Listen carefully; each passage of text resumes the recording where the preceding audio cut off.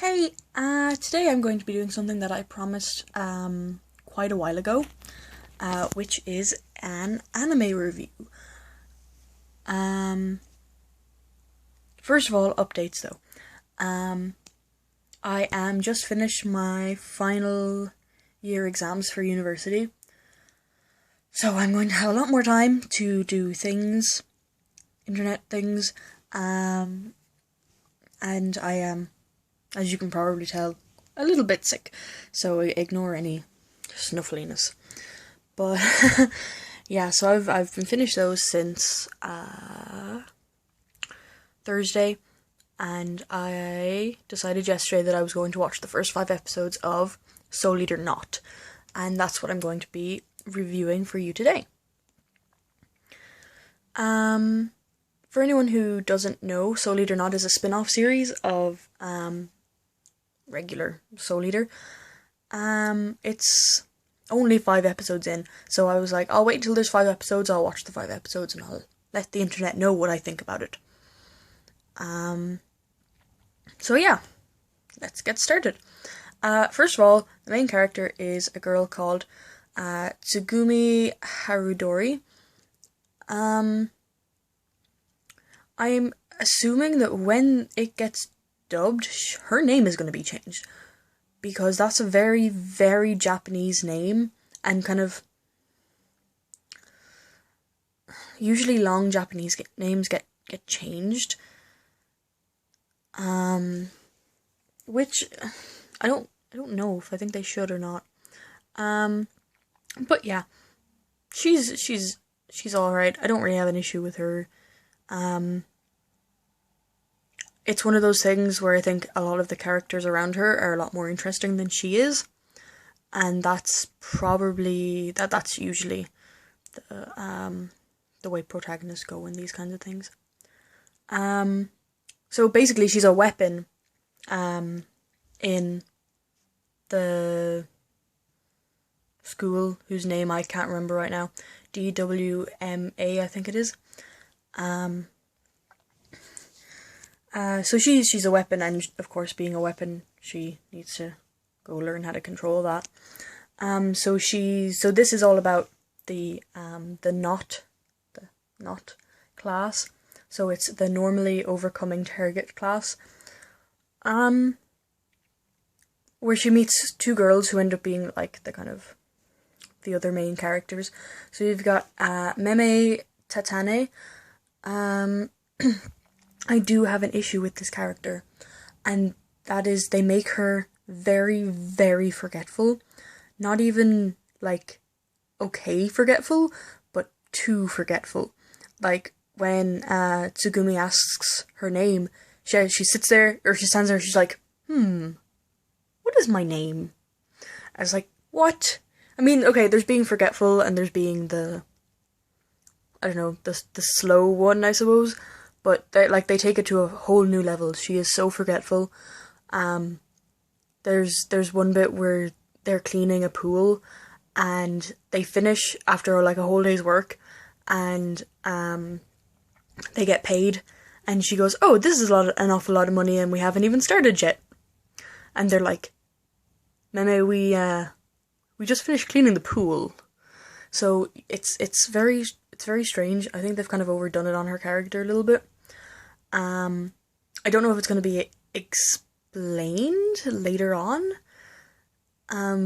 But as it stands, it's very strange. And then you've got Anya Hepburn. She's a highborn girl who is like obsessed with commoners and pretending that she isn't obsessed with commoners. And she's all right. She's really embracing living by herself. I'm assuming they're going to go back into her backstory a little bit, a little further on, because she seems to have like issues with the whole like being highborn. There's a lot of cameos, which it's set before the Soul Eater manga. So Maka and Soul are in the academy. They're in it. Blackstar. Death the Kid are in it. I think the next episode is going to have Liz and Paddy in it, which makes me quite happy.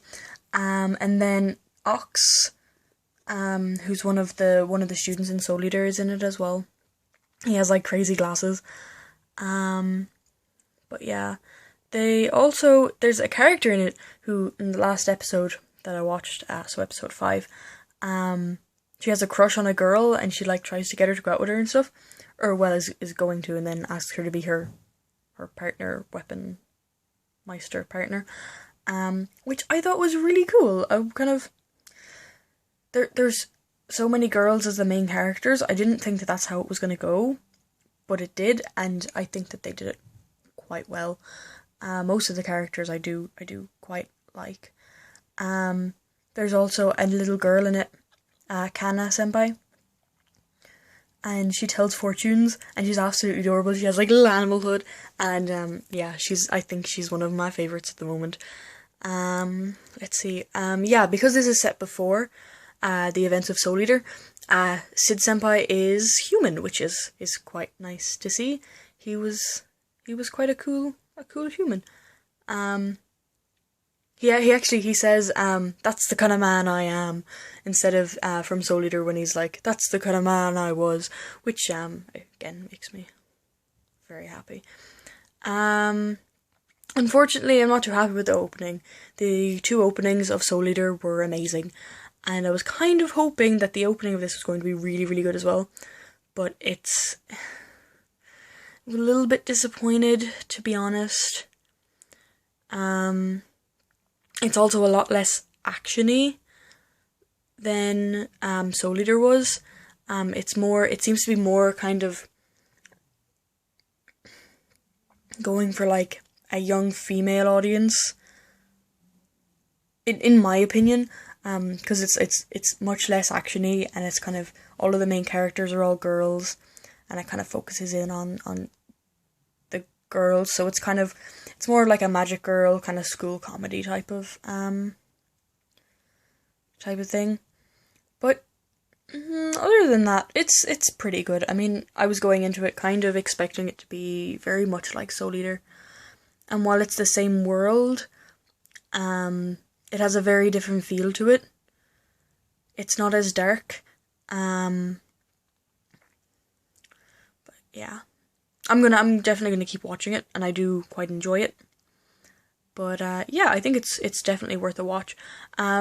For these reviews, I have decided that my rating system is going to be out of 5 souls. So for Soul Eater Not, I give it 4 souls out of 5. Yeah, so this has been my review for Soul Eater Not, and I will talk to you again soon. Bye!